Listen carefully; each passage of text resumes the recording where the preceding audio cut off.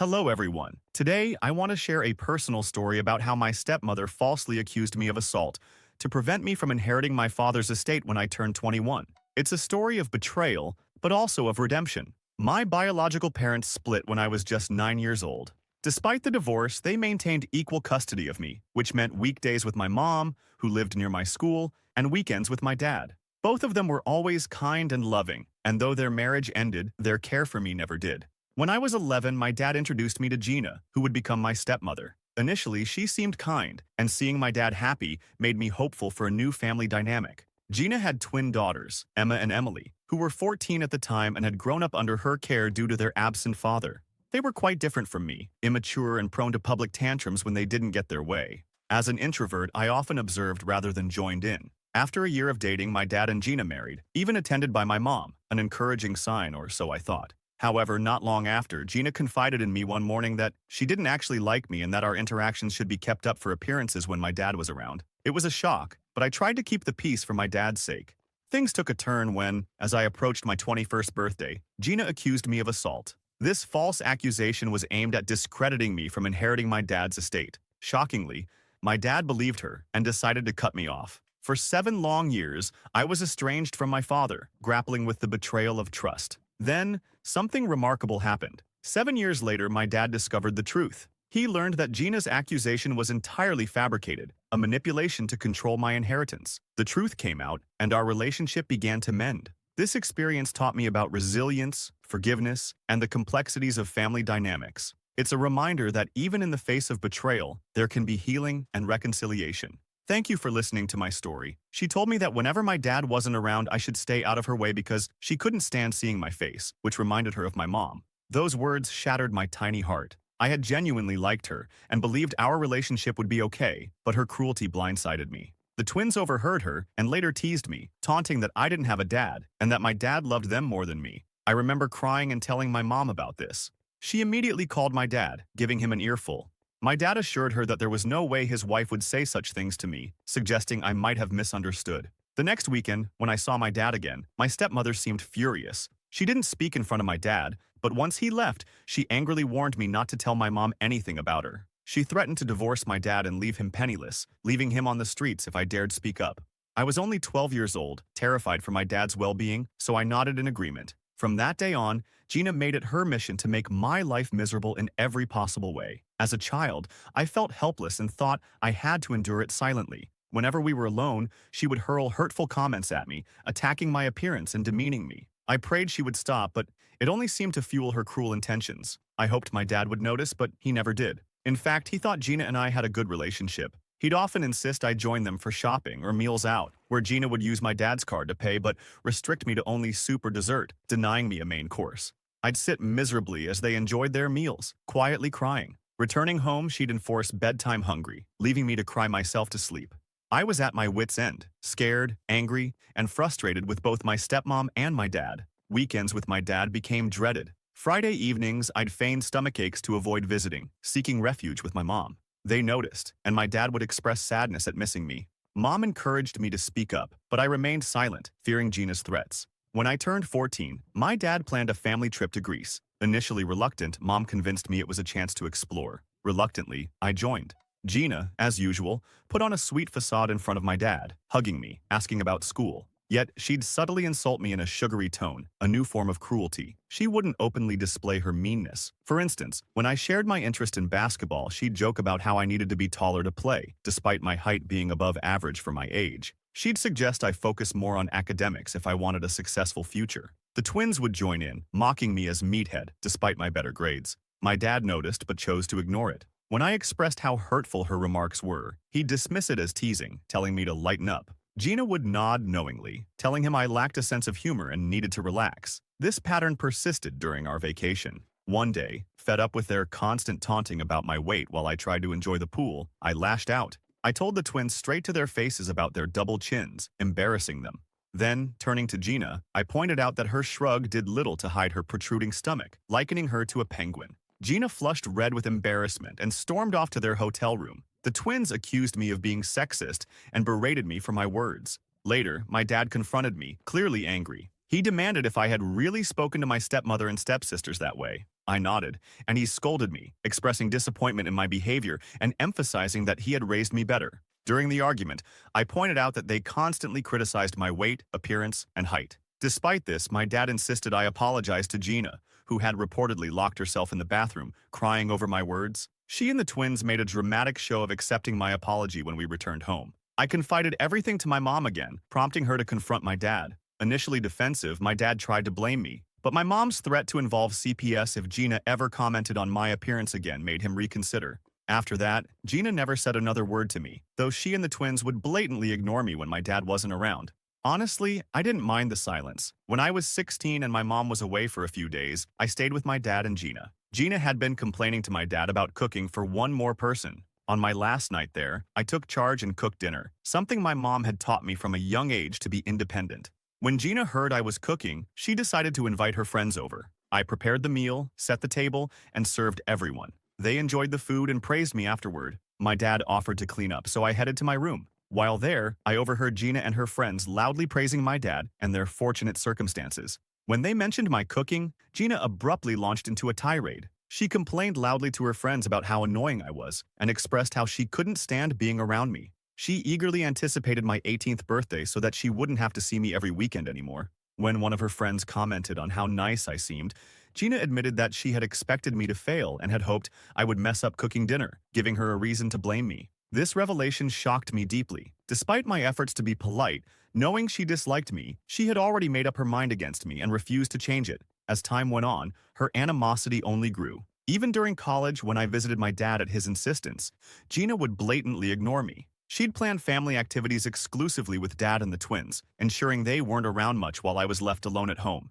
If I slept in during my vacation time, she'd berate me, calling me lazy and embarrassing. Despite always cleaning up after myself, she accused me of making messes and being inconsiderate. I made a conscious effort to be respectful because my dad expected nothing less. I spoke to her politely and treaded lightly to avoid upsetting her, yet it never felt like enough. Gina also disregarded my privacy. She'd barge into my room loudly while I was sleeping or enter without knocking, leaving me extremely uncomfortable. She'd randomly search my room and under my bed, invading my personal space without reason. She wouldn't cook dinner for me individually, but did so for the family, never inviting me to join them. Despite this, I kept quiet, keeping my head down and trying to spend whatever time I could with Dad. Now, onto the main incident. When I turned 21, my dad asked me to visit him. He hinted at having important news to share, which made me apprehensive. However, my mother encouraged me, suggesting it was good news. I agreed and booked my tickets. When I arrived, Dad warmly greeted me at the airport, and we drove home. I asked him about the news, but he assured me it would be revealed during a family dinner.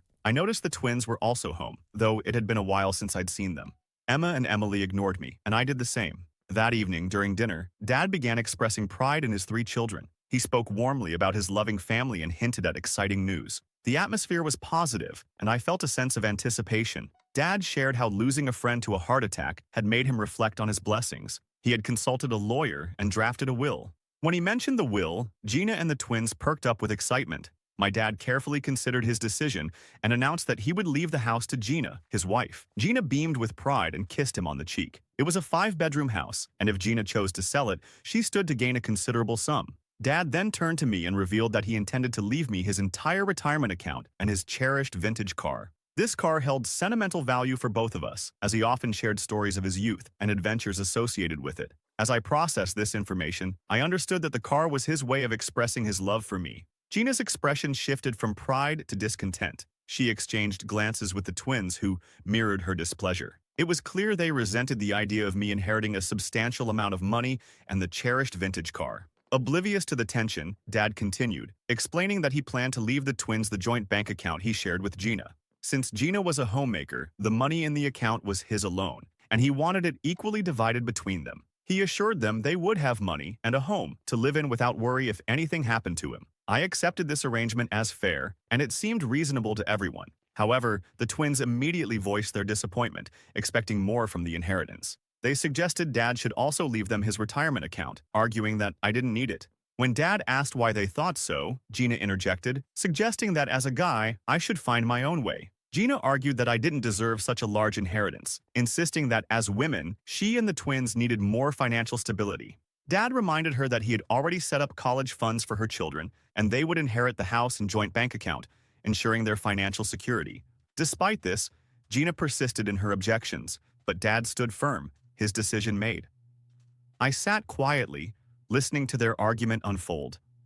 Suddenly, Gina burst into tears, catching us off guard. Concerned, we looked at her, but Dad reassured her that there was no need to cry as everything had been fairly divided. Through sobs, Gina revealed that she had kept something hidden for years to protect the family but could no longer bear the burden. The room fell into an uneasy silence. Dad and I exchanged puzzled glances as Gina tearfully began to speak. She accused me of trying to force myself on her a few years ago, claiming that she had tried to shield me from consequences. Shocked and bewildered by the accusation, I sat frozen in disbelief. Gina went on to fabricate a story, alleging that after our vacation in Greece, where we argued about weight and height, I would stare at her and try to enter her room uninvited. She claimed I would barge in when she showered or invade her personal space when alone. She expressed fear that I would do the same with the twins. Furious and vehemently denying her false accusations, I defended myself. I yelled at her for daring to make such claims. Despite my protests, Gina continued to spin her tale. Gina continued to speak, tears streaming down her face as she portrayed herself as the victim. She claimed that as I grew older, I began making her increasingly uncomfortable. She recounted an incident where she and I were alone, alleging that I behaved inappropriately towards her. My eyes widened in shock, and my dad looked confused and concerned, his gaze shifting between Gina and me as he struggled to process her accusations. Gina persisted, describing how she suffered in silence for years, afraid to speak up for the sake of the family. Enraged and incredulous, I yelled back at Gina, insisting there was no truth to her claims. I vehemently denied her accusations, stating that I had never behaved inappropriately towards her. Gina retaliated, declaring she could no longer stay silent and needed to expose what she called wrongful behavior. The twins joined in, expressing their anger towards me and adding to the accusations. My head spun. What had started as a pleasant evening had descended into a nightmare of serious allegations. Desperate for support, I looked to my dad, but he remained silent, visibly struggling to comprehend the situation. Finally, my dad asked Gina directly if what she said was true. Gina nodded emphatically, asserting she would never lie to him about his own son, urging him to believe her as his wife. As I continued to defend myself, my dad questioned why Gina hadn't spoken up sooner. She explained she feared no one would believe her, given my age and her role as my stepmother. She claimed she had endured silently to protect the family from scandal. Tears streaming down my face, I pleaded with my dad not to believe her, insisting her accusations were false. I never imagined Gina could stoop so low as to fabricate such atrocious accusations, especially after all she had put me through over the years. Unfortunately, Gina's manipulations had strained my relationship with my dad. He seemed torn between trusting me and believing his wife. Influenced by Gina's narrative, the twins chimed in with support for her false accusations, yelling at me to leave their house. I shouted back, asserting that it was my dad's home and they shouldn't believe their mother's lies. Amidst the chaos, my dad sat quietly. When he finally spoke, he told me I needed to leave the house until the matter was resolved. It felt like a punch to the gut, being rejected by my own father, who chose to believe his second wife over me. I was hurt, confused, and felt utterly betrayed as I packed my belongings and left the home I once thought was mine. I flew straight to my mother, who was shocked to see me at her doorstep. When I told her everything, she was beside herself with rage, ready to confront Gina. I pleaded with her not to escalate the situation, fearing Gina's unpredictable behavior. If she could concoct such outrageous lies to have me kicked out of my dad's house out of spite for my inheritance, I feared what else she might do to harm my life. Unable to risk having Gina in my life any longer, I made the decision to permanently cut ties with my dad. He had chosen to believe Gina's falsehoods, and I believed he no longer deserved to have me in his life. Later, my mom informed me that my dad had called her, expressing shame and disowning me. Despite my mother's efforts to defend me, her pleas fell on deaf ears. She faced criticism from my dad's side of the family, who sided with Gina's fabricated story and accused my mother of raising a pervert. I can't fathom how painful it must have been for her to hear such hurtful words about her son. Clearly, Gina had succeeded in her manipulation, and the damage was irreparable. I wish I could say that my life improved after cutting off ties with Gina, but it didn't. Gina and the twins continued to harass me with a barrage of hurtful text messages, threatening me to stay away from my dad forever. It got so unbearable that I had to change my phone number just to find some peace. Despite this, my fear persisted. Gina's false accusations had left me afraid of being near any woman, fearing I could be falsely accused again and jeopardize my job and career. I became hesitant to meet anyone or go on dates. Throughout it all, my mom stood by me, believing in me unwaveringly. I went through severe bouts of depression and even contemplated suicide. My mom flew to be with me for a couple of months to ensure I was okay, and slowly, with her support, my mental health began to recover. I started rebuilding my life. Eventually, I met Mara, a wonderful woman who brought joy back into my life. She has been a beacon of hope and positivity. Both Mara and my mom mean everything to me, and their love and support have given me a renewed sense of purpose. Just a week ago, I received a call from an unknown number. Thinking it might be a delivery, I answered, only to hear my dad's voice on the other end. I was taken aback. It had been nearly 7 years since I last heard from him. His first words were about how much he had missed me. I asked my dad how he got my new number, as very few family members had it. He avoided the question and asked if I was doing okay. I remained silent, then firmly told him not to contact me again because I had nothing to say to him. At that moment, my dad broke down and began to cry. He pleaded with me to forgive him, admitting how wrong he was to have abandoned his own son. My curiosity piqued, and I waited for him to explain himself. He revealed that Gina had been cheating on him with his best friend for years. After confronting her with proof, she openly admitted her infidelity and expressed her disdain for him, confessing that she had only married him for his money and despised being married to someone like him. When pressed further, Gina admitted to fabricating all the accusations against me because she harbored a deep hatred towards me and desired my dad's wealth solely for herself and her daughter. My dad divorced Gina, who received nothing from the marriage due to her affair, despite her attempts to claim alimony through her lawyers. He explained that he had been waiting to finalize the divorce to reach out to me formally and apologize for everything I had endured. He expressed a sincere desire to rebuild our relationship and make up for lost time, hoping for a better father-son bond. When he mentioned father and son, I couldn't help but scoff. I told him he was no father of mine after how quickly he had believed his wife's malicious lies and abandoned me. I made it clear that I wanted nothing to do with him and ended the call. I've been bombarded with calls from my dad and his family, whom I don't even usually speak with, insisting that my dad has suffered enough and that I'm making it harder on him. I feel conflicted about their messages. I refused to talk to my dad after he cut me off due to false accusations by Gina. Update 1. Okay, my post was locked earlier, but it's hopefully okay now. I've posted the link and tried my best with the spacing. I'm on mobile. I deeply appreciate all the support and advice I've received. Thank you to everyone who helped me see things clearly. To explain a bit further, I'm not just furious at my dad for believing my stepmother over me, but also for all those years she harassed me, and he did nothing to protect me. I was the child, and she blackmailed and manipulated me while I stayed silent. I've never told anyone about this. I think it's time I open up to my mom and let her know exactly what I went through, since I know she will understand. Update 2. Hi everyone, it's been a week since I last updated. For everyone concerned about my mental health, I'm doing okay. Thank you all for being so kind. Now, first things first, I've booked tickets for my mom to come and visit me so I can tell her and Mara everything. They already knew something was up with me. I started to tell them about how dad had contacted me after all these years, which shocked my mom. She asked me why he did so, and I told her. She had no idea that he had gone through a divorce and was furious at Gina for what she had put everyone through. Then, I told both of them about how Gina would manipulate me when I was just 12 years old. I told them about how she would bully me when dad wasn't around. I didn't realize how traumatic those events were until I slowly started opening up about each incident that happened to me. By the time I finished recounting everything, tears were streaming down my face, and Mara and my mom were quietly crying too. My mom immediately got up to hug me, reassuring me that I should not have kept it all inside and that it was okay to share. I cried for half an hour straight while my mom continued to comfort me. Mara also spoke up, saying that no child should have gone through what I did, and she supported my decision to cut off contact with my dad if that's what I needed for my healing. My mom nodded in agreement, emphasizing that I had no obligation to explain anything to my dad. She pointed out that when I needed him the most, he chose to believe his wife over me. She added that the only reason he was reaching out now was because he was lonely and had no family left. It dawned on me then that they were right. Perhaps my dad never truly loved me.